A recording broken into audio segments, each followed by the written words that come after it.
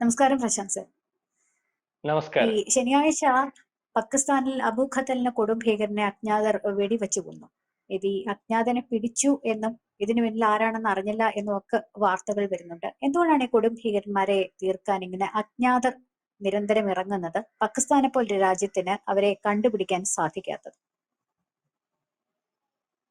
പാകിസ്ഥാൻ പോലുള്ള രാജ്യത്ത് അവരെ കണ്ടുപിടിക്കാൻ സാധിക്കാത്തത് എന്താണെന്ന് ചോദിച്ചാൽ ആ രാജ്യത്തിന്റെ ബലഹീനത എന്നൊക്കെ നമുക്ക് പറയാൻ പറ്റത്തുള്ളൂ. ഒരുപക്ഷെ ഈ അജ്ഞാതനെ കണ്ടുപിടിച്ചു എന്നൊക്കെ പറയുന്നുണ്ട്. ഈ പാകിസ്ഥാനും പറയുന്നുണ്ട്, നമ്മുടെ കാനഡയും പറയുന്നുണ്ട്. കാരണം അജ്ഞാതന്മാരെ കാനഡയിലും അജ്ഞാത വിളയാട്ടം ഉണ്ടായിരുന്നല്ലോ. അമേരിക്കയിലും അജ്ഞാതൻ വിളയാടുന്നു, അല്ലെങ്കിൽ അജ്ഞാതം വരുന്നേ അജ്ഞാതം വരുന്നേ എന്ന് പറഞ്ഞുകൊണ്ട് നമ്മുടെ ഈ പന്നുൻ രാത്രി ഞെട്ടി ഉണരുമായിരുന്നു.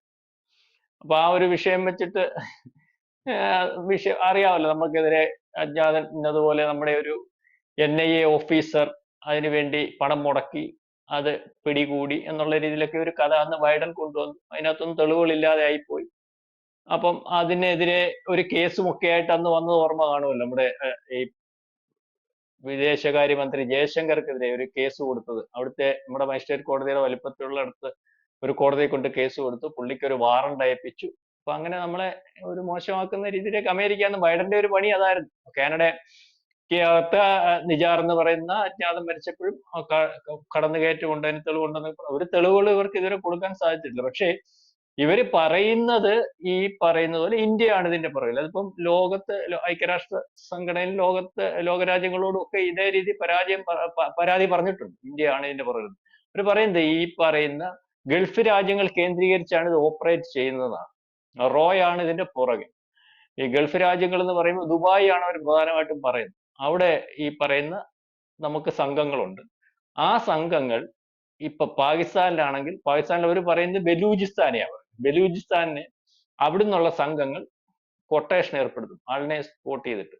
ഈ ബലൂചിസ്ഥാന്റെ കുറെ ചെറിയ ചെറിയ ഗ്രൂപ്പുകളുണ്ട്, അവർക്ക് കൊടുത്തിട്ട് അവരാണ് ഇത് കൈകാര്യം ചെയ്യുന്നതെന്നാണ് പറയുന്നത്. അപ്പൊ ഇതാണ് പാകിസ്ഥാൻ നേരത്തെ അന്താരാഷ്ട്ര ലെവലിലും അല്ലെങ്കിൽ ലോകത്തോടും ഒക്കെ വിളിച്ചു പറഞ്ഞത് ഈ രീതിയിലാണ്. പക്ഷെ ഇവർക്ക് ഇതൊന്നും പറയുന്നതിനോ അല്ലെങ്കിൽ ബലൂചിസ്ഥാൻ അവിടെ ഓപ്പറേറ്റ് ചെയ്യുന്ന ആൾക്കാരെ പിടികൂടുന്നതിനൊന്നും സാധിക്കുന്നില്ല. ഇവർ ചിലരെയൊക്കെ പിടിക്കുന്നുണ്ട്.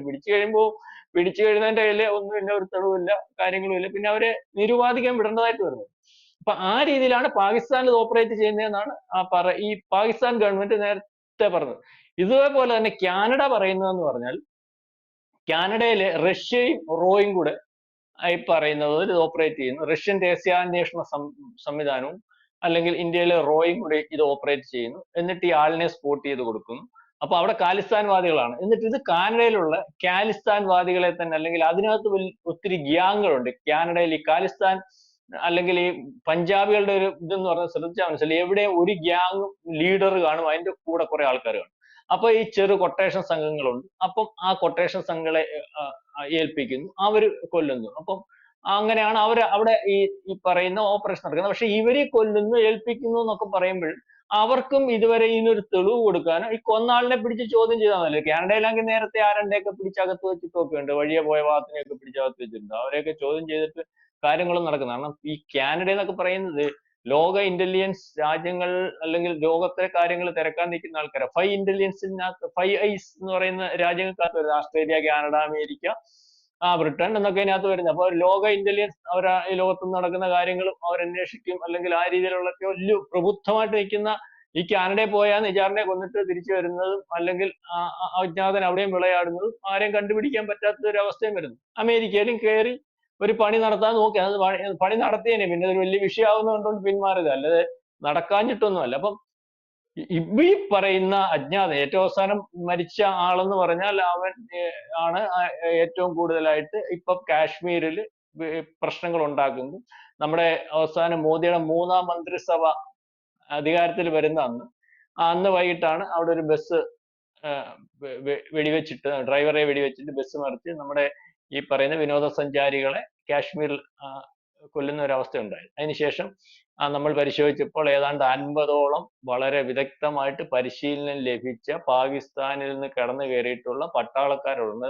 വളരെ ദൂരത്ത് നിന്നും ഈ പറയുന്നത് പോലെ വെടിവെക്കാൻ 2-3 കിലോമീറ്റർ ദൂരെ നിന്നും വെടിവെക്കാൻ കഴിയുന്ന ഷാർപ്പ് ഷൂട്ടർമാർ. അതായത് നമ്മുടെ പോലുള്ള രാജ്യങ്ങൾക്കെല്ലാം ഇത്രയും കമാൻഡോസ് ഉണ്ടല്ലോ. അതുപോലുള്ള കമാൻഡോസ്, അതുപോലെ വളരെ വിദഗ്ധമായിട്ട് കാട്ടിൽ നിന്നും അല്ലെങ്കിൽ ഒറ്റയ്ക്ക് തന്നെ വളരെ കൂടുതൽ ആൾക്കാരെ ആക്രമിക്കുന്നതിന് വേണ്ടിയുള്ള എല്ലാ പരിശീലനവും സിദ്ധിച്ച് കമാൻഡോസിനെ 50 പേരെ ഇവിടെ കയറ്റി വിട്ടിട്ടുണ്ടെന്നും ആ 50 പേര് ഇലക്ഷൻ അട്ടിമറിക്ക് വേണ്ടി ശ്രമിച്ച് പാകിസ്ഥാൻ ഉപയോഗിച്ച് പറഞ്ഞു വിട്ടതാണെന്നും ഇലക്ഷൻ അട്ടിമറി നടക്കാത്ത ഒരവസ്ഥ നമ്മുടെ സ്ട്രോങ് ആയിട്ടുള്ള നിരീക്ഷണവും അല്ലെങ്കിൽ നമ്മുടെ സംവിധാനം ഒക്കെ ഉണ്ടെങ്കിൽ നടക്കാത്തതുകൊണ്ട് ഏറ്റവും അവസാനം അവർ ഈ പറയുന്നത് മോദി മന്ത്രിസഭ അധികാരമേറ്റപ്പോൾ അകത്ത് എന്തെങ്കിലും കാണിക്കുന്നതിന് വേണ്ടി അന്ന് കാണിക്കും. പിന്നെ നമുക്കറിയാമല്ലോ, ഏറ്റുമുട്ടലോ കൂടി അങ്ങനെ ഈ 50 പേരെയും തെരഞ്ഞു പിടിച്ച് കൊല്ലേണ്ട ഒരവസ്ഥ വന്നു. അപ്പം ഇതിന്റെ എല്ലാം പുറകിലുണ്ടായിരുന്ന ആ ഭീകരനാണ് ഇപ്പൊ കഴിഞ്ഞ ദിവസം അവിടെ അജ്ഞാതന്റെ വെടിയേറ്റ് മരിച്ചത്. അപ്പൊ അതിന്റെ കൂടെ ഒരു കൊടും ഭീകരൻ, അവന്റെ പേര് കൊടും ഭീകരനോടുണ്ട്, ഹാസ് എന്ന് പറയുന്ന, അവനെയും ഗുരുതര പരുക്കുകളോടെ ആശുപത്രിയിലാണെന്നുള്ള റിപ്പോർട്ട് വരുന്നുണ്ട്. അദ്ദേഹം മരിച്ചതായിട്ടുള്ള ഔദ്യോഗിക റിപ്പോർട്ട് വന്നു. അപ്പൊ അവിടെ മരിക്കുന്നതിനൊന്നും ഔദ്യോഗിക റിപ്പോർട്ട് ഇപ്പൊ കൊടുക്കാനൊന്നുമില്ല. കാരണം അജ്ഞാതം മരിക്കുന്നു, പട്ടാളക്കാർ മരിക്കുന്നു, കണ്ടമാനം ആൾക്കാർ ഇങ്ങനെ മരിച്ചുകൊണ്ടേയിരിക്കുകയാണ്. അപ്പൊ റിപ്പോർട്ടുകൾ അവരുടേതായിട്ട് വെളിയിൽ വരുന്ന ഒരവസ്ഥ ഇപ്പൊ ഇല്ലല്ലോ. കാരണം റിപ്പോർട്ടുകളെല്ലാം അവർക്കെതിരാണ്. പാകിസ്ഥാൻ അവിടെ അവർക്ക് ഇത്രയും ആഭ്യന്തര സുരക്ഷ ഇല്ലാത്ത ഒരു രാജ്യമായിട്ട് ഇപ്പം ചെയ്തേക്കും. ഇന്നലെയും ബലൂചിസ്ഥാനിൽ അവിടെ വീണ്ടും സ്ഫോടനം നടത്തിയിട്ടുണ്ട്. അവര് പറയുന്നത് 9 സൈനികരെ മരിച്ചിട്ടുള്ളതാണ്.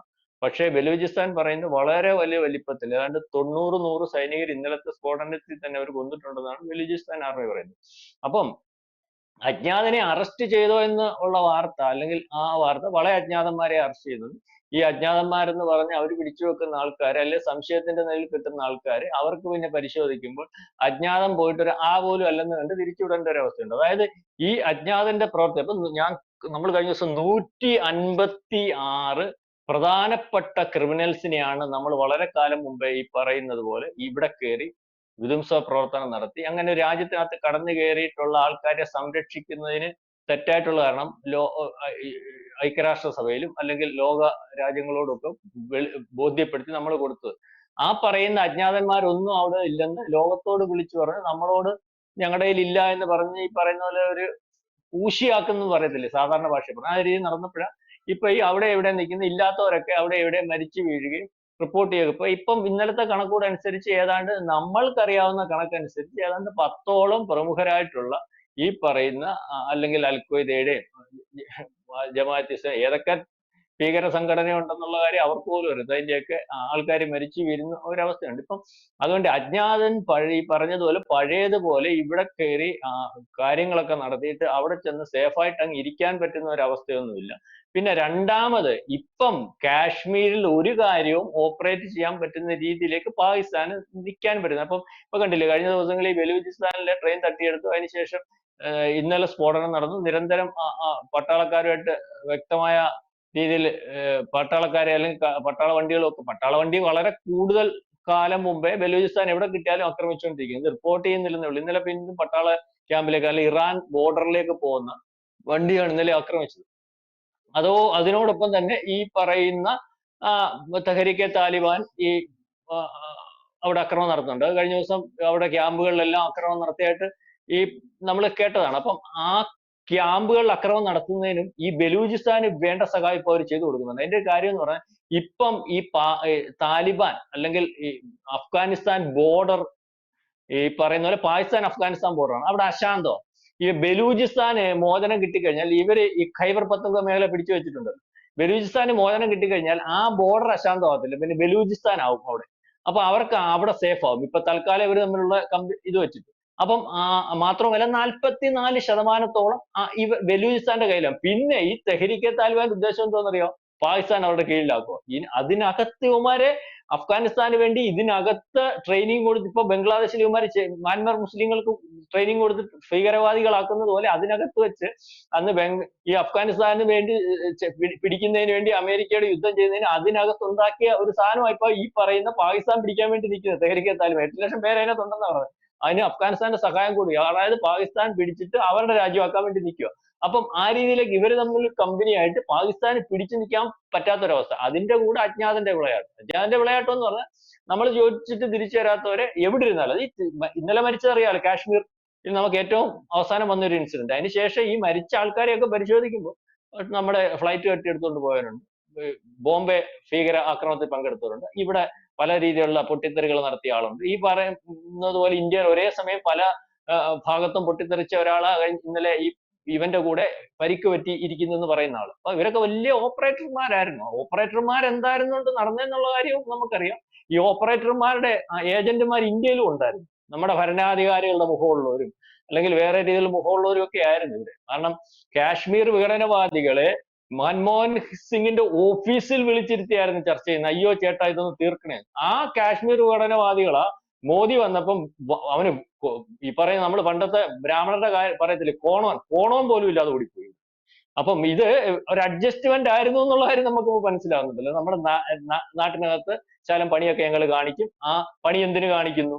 ഈ നാട് അശാന്തമാണെന്ന് കാണിക്കുന്നു. അങ്ങനെ എന്തിനു അശാന്തമാക്കും? ഈ നാട്ടിനകത്ത് ഈ നാട്ടിൽ വേറെ ഒരു രാജ്യത്തു നിന്നും ആൾക്കാർ വന്ന് ഡെവലപ്മെന്റ് നടത്താൻ പറ്റും. അപ്പൊ നമ്മുടെ നാട്ടില് ഡെവലപ്മെന്റ്സ് ഉണ്ടാവാതിരിക്കുന്നതിന് വേണ്ടി വിദേശ ശക്തികൾ നമ്മുടെ നാട്ടിലെ രാഷ്ട്രീയക്കാരെ അല്ലെങ്കിൽ നമ്മൾ വിശ്വസിക്കുന്ന നേതാക്കന്മാരെ നമ്മുടെ ഭരണാധികാരികളെയൊക്കെ ഉപയോഗിച്ചിരുന്നു 2014 മുമ്പ്. അതാണ്. ഇപ്പം ഇതൊന്നും നടക്കാത്തൊരവസ്ഥയുണ്ട്. അപ്പം ലക്ഷ്മിയെ എടുത്ത് കൃത്യമായിട്ട് അതിന് ഉത്തരം പറയാം. അജ്ഞാതനെ ആർക്കും അറസ്റ്റ് ചെയ്യാൻ പറ്റിയിട്ടില്ല. ആരാ അജ്ഞാതൻ ആർക്കും അറിയത്തില്ല.